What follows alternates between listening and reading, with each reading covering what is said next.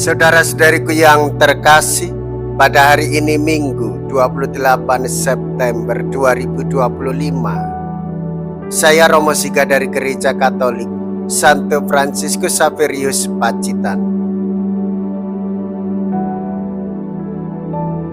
Dalam nama Bapa dan Putra dan Roh Kudus. Amin. Kita bersama Bunda Gereja memasuki hari Minggu biasa ke-26.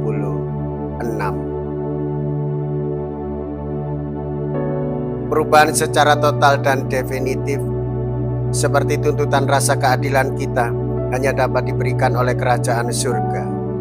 Demikianlah kata iman kita. Selama ini di dunia ini pun kita mulai membiasakan diri dengan adat kebiasaan kerajaan yang sudah ada di tengah-tengah kita, dengan melupakan diri atau menyangkal diri dan membagi milik kita dengan kaum miskin. Gambaran mengenai Lazarus yang meninggal memberi inspirasi bahwa Allah sungguh menghargai keadilan dan bergembira atas usaha-usaha penyangkalan diri yang baik. Engkau telah menerima segala yang baik, sedangkan Lazarus segala yang buruk. Sekarang ia mendapat hiburan dan engkau sangat menderita. Mea culpa, mea culpa, mea maxima culpa. Saya berdosa, saya berdosa, saya sungguh berdosa. Semoga Allah yang Maha Kuasa mengasihani kita, mengampuni dosa kita, dan menghantar kita ke hidup yang kekal. Amin.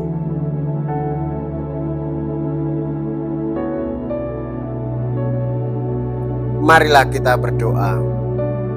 Allah Bapa yang penuh kasih, Engkau berkenan mengasihi semua orang, terutama mereka yang paling lemah dan tidak mendapat perhatian dari sesamanya.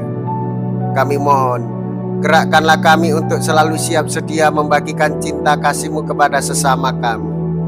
Dengan pengantaraan Yesus Kristus Putra-Mu Tuhan kami, yang hidup dan berkuasa bersama dengan Dikau dalam persatuan Roh Kudus, Allah sepanjang segala masa. Amin. Tuhan bersamamu dan bersama rohmu. Inilah Injil suci menurut Lukas. Dimuliakanlah Tuhan. Lukas bab 16 ayat 19 sampai dengan ayat 31.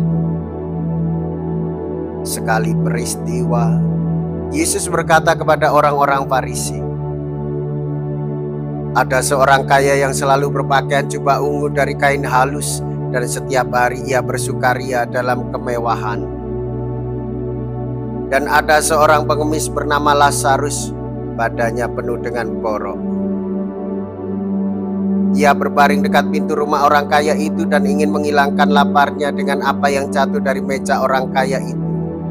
Malahan anjing-anjing datang dan menjilati boroknya. Kemudian matilah orang miskin itu, lalu dibawa oleh malaikat-malaikat ke pangkuan Abraham. Orang kaya itu juga mati lalu dikubur. Sementara menderita sengsara di alam maut, ia memandang ke atas dan dari jauh dilihatnya Abraham dan Lazarus duduk di pangkuannya. Lalu ia berseru, Bapa Abraham, kasihanilah aku. Suruhlah Lazarus mencelupkan ujung jarinya ke dalam air dan menyejukkan lidahku, sebab aku sangat kesakitan dalam nyala api ini.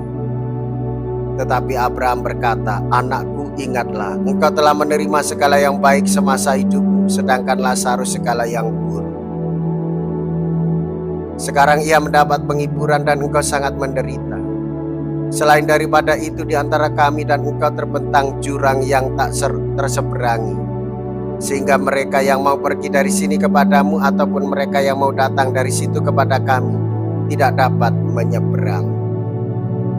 Kata orang itu, kalau demikian aku minta kepadamu Bapa, supaya engkau menyuruh dia ke rumah ayahku, sebab masih ada 5 orang saudara, supaya ia memperingatkan mereka dengan sungguh-sungguh, agar mereka kelak jangan masuk ke dalam tempat penderitaan ini. Tetapi kata Abraham, ada pada mereka kesaksian Musa dan para nabi, baiklah mereka mendengarkan kesaksian itu.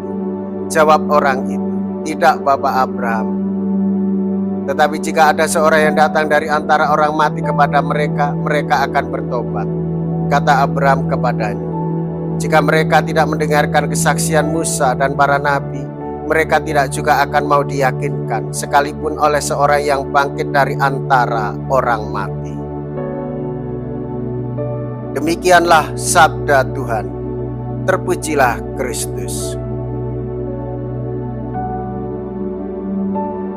Saudara-saudariku yang terkasih, Allah sungguh peduli, Allah sungguh murah hati. Tuhan Yesus mengajarkan kepada kita supaya kita memiliki kepedulian pada orang-orang miskin dan mau berbagi dengan semangat kemurahan hati. Ketika orang sudah meninggal, tidak ada lagi kesempatan untuk memiliki kepedulian dan kemurahan hati. Selebihnya adalah kehidupan yang kekal.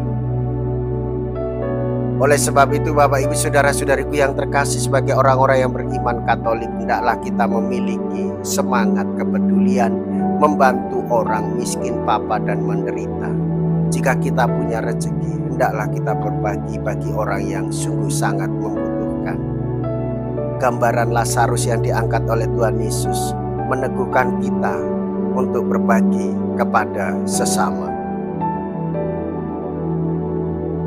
Marilah kita berdoa. Allah Bapa kami yang Maha Kasih, kami bersyukur atas Yesus Kristus Putra-Mu yang rela membagikan hidupnya sebagai santapan bagi kami. Semoga rohnya selalu menjiwai kami, sehingga kami juga mau membagikan diri dan kepunyaan kami kepada sesama, terutama mereka yang berkekurangan.